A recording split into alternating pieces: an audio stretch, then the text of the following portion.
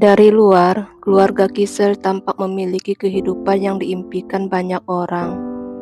Mereka tinggal di apartemen mewah, hidup berkecukupan, dan dikenal sebagai keluarga sukses.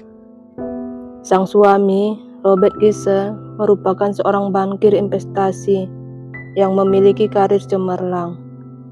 Dia bekerja untuk salah satu perusahaan keuangan ternama dan dipercaya memimpin divisi investasi aset bermasalah di kawasan Asia. Sementara itu, istrinya, Nancy Kisel, menjalani kehidupan sebagai ibu rumah tangga dan membesarkan ketiga anak mereka. Sekilas, tidak ada yang terlihat aneh dari keluarga ini. Namun, di balik kehidupan yang tampak sempurna, hubungan rumah tangga mereka perlahan mulai retak. Kesibukan Robert membuatnya semakin jarang berada di rumah. Pekerjaannya yang penuh tekanan membuat waktu bersama keluarga semakin berkurang. Di sisi lain, Nancy mulai merasa kesepian dan kehilangan arah dalam hidupnya. Keadaan berubah drastis pada tahun 2003 ketika wabah SARS melanda Hong Kong. Demi menjaga keselamatan anak-anaknya, Nancy membawa mereka ke rumah keluarga di Vermont, Amerika Serikat. Sedangkan Robert tetap tinggal di Hong Kong untuk bekerja. Di sanalah Nancy bertemu dengan seorang teknisi listrik bernama Michael Del Fiore yang sedang memperbaiki sistem teater rumah mereka. Pertemuan yang awalnya biasa saja perlahan berkembang menjadi hubungan asmara. Belakangan diketahui bahwa Nancy menggunakan uang keluarga untuk memberikan berbagai hadiah mahal kepada Michael, termasuk kendaraan dan jam tangan mewah. Setelah wabah mereda, Nancy kembali ke Hong Kong bersama anak-anaknya. Namun, sikapnya sudah tidak sama. Dia menjadi lebih tertutup dan sangat menjaga telepon serta komputer pribadinya. Perubahan itu membuat Robert curiga. Dia kemudian menyewa penyelidik swasta dan memasang perangkat pemantau pada komputer Nancy. Dari situlah dia menemukan bukti bahwa istrinya memang menjalani hubungan dengan pria lain. Temuan itu menjadi pukulan besar bagi Robert.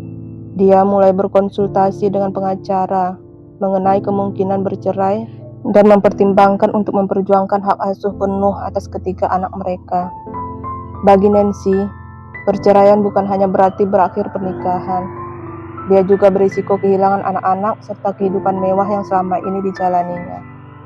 Menurut hasil penyelidikan, pada masa inilah Nancy mulai menyusun sebuah rencana.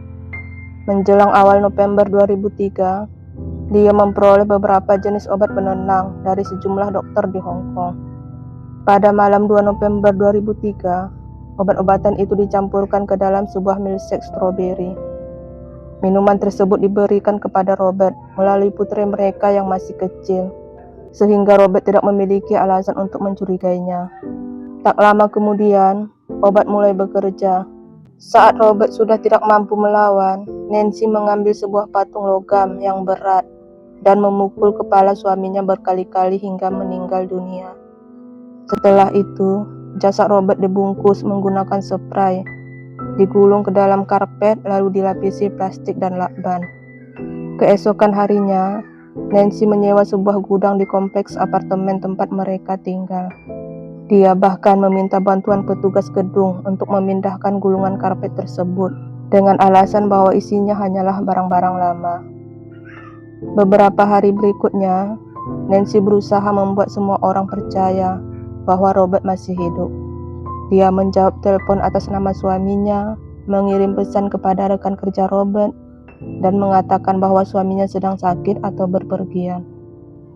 Namun, kebohongan itu tidak berlangsung lama. Pada tanggal 6 November 2003, rekan-rekan Robert di tempat kerja mulai merasa ada yang tidak beres, karena Robert tidak pernah absen tanpa pemberitahuan. Laporan orang hilang pun dibuat. Saat polisi melakukan pencarian di kompleks apartemen, mereka mencium bau tidak sedap dari gudang yang baru disewa Nancy. Ketika gudang itu dibuka, polisi menemukan jasad Robert yang masih terbungkus di dalam gulungan karpet. Penemuan tersebut langsung mengubah kasus orang hilang menjadi penyelidikan pembunuhan. Berbagai bukti yang dikumpulkan polisi mengarah kepada Nancy. Kasus ini kemudian menjadi salah satu persidangan yang paling menyita perhatian publik di Hong Kong. Dalam persidangan yang dimulai pada tahun 2005, jaksa berpendapat bahwa pembunuhan itu telah direncanakan sebelumnya. Menurut pihak penuntut, motif utamanya adalah ketakutan Nancy akan kehilangan kekayaan keluarga dan hak asuh anak jika perceraian benar-benar terjadi. Sementara itu, pihak pembela menyampaikan bahwa Nancy mengaku selama bertahun-tahun mengalami kekerasan dalam rumah tangga dan menyatakan tindakannya sebagai bentuk pembelaan diri. Namun, bukti yang diajukan tidak cukup untuk mendukung klaim tersebut. Selain itu, tindakan Nancy setelah kematian Robert, mulai dari menyembunyikan jasad hingga berusaha menutupi jejak, dianggap menunjukkan adanya perencanaan. Pada 1 September 2005, Nancy Kyssel dinyatakan bersalah atas pembunuhan suaminya dan dijatuhi hukuman penjara seumur hidup. Pada tahun 2010, putusan itu sempat dibatalkan oleh pengadilan banding karena adanya kesalahan prosedur dalam persidangan. Namun, setelah sidang ulang digelar pada tahun 2011, Nancy kembali dinyatakan bersalah dan sekali lagi dijatuhi hukuman penjara seumur hidup.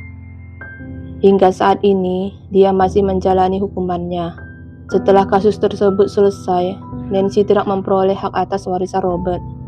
Aset keluarga dikelola melalui perwalian demi masa depan ketiga anak mereka, yang kemudian dibesarkan oleh saudara perempuan Robert di Amerika Serikat.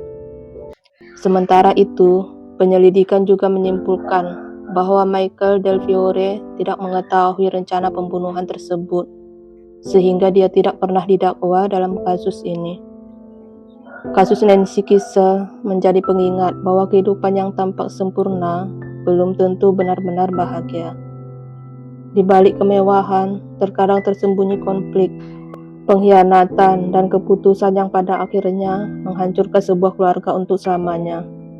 Terima kasih telah menyimak cerita ini. Sampai jumpa di cerita-cerita selanjutnya.